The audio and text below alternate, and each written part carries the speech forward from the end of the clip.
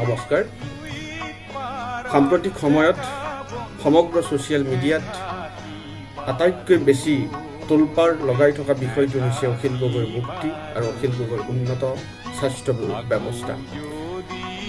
অখিল গগৈ অসমীয়া জনজীৱনৰ অসমীয়া প্ৰতিবাদী সত্তাৰ এটা চিনাকি কণ্ঠ।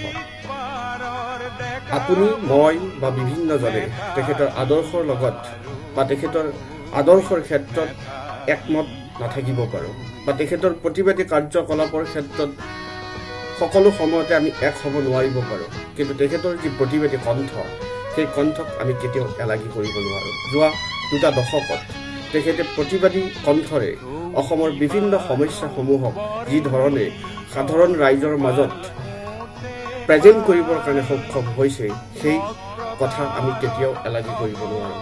তেখেত অসমীয়া জনজীৱনত তেখেতৰ অৱদান বা তেখেতে যি প্ৰতিবাদী কণ্ঠৰে আপোচবিহীন মানসিকতাৰে তেখেতে যি প্ৰতিবাদ কণ্ঠ নিক্ষেপ কৰি আছে, ইয়াৰ ক্ষেত্ৰত আমি তেখেতৰ এই কণ্ঠক কেতিয়াও অৱজ্ঞা কৰিব নোৱাৰোঁ।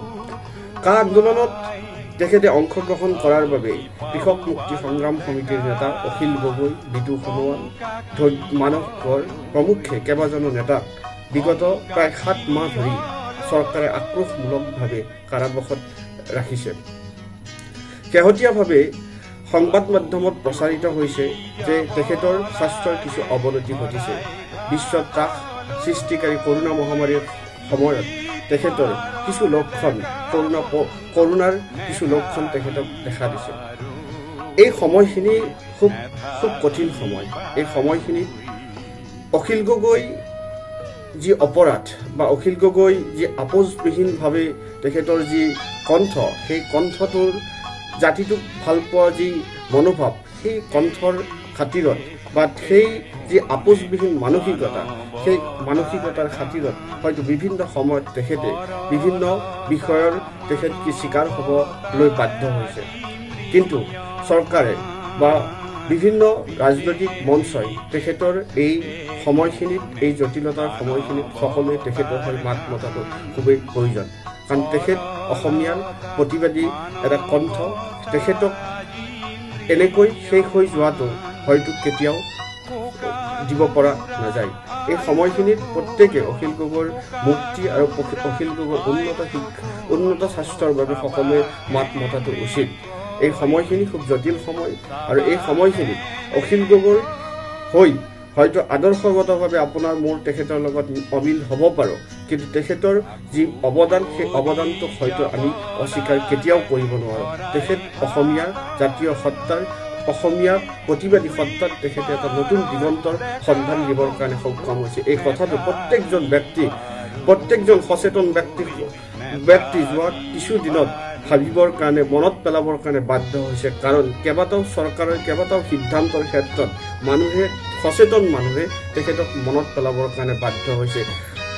তেখেতক মনত পেলাবৰ কাৰণে বাধ্য হৈছে এই কাৰণে যে অখিল গগৈ থাকিলে হয়তো চৰকাৰৰ কিছুমান সিদ্ধান্ত কেতিয়াও সফল নহ'লহেঁতেন।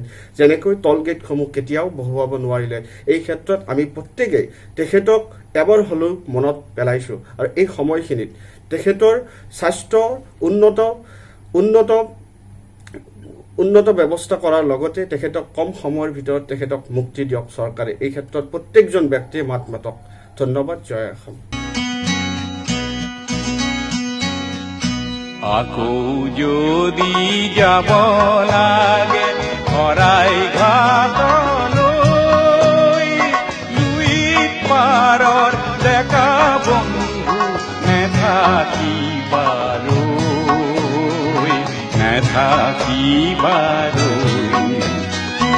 আকৌ যদি যাব লাগে শৰাই ঘাটলৈ, দুই পাৰৰ ডেকা বন্ধু নেথাকিবাৰৈ।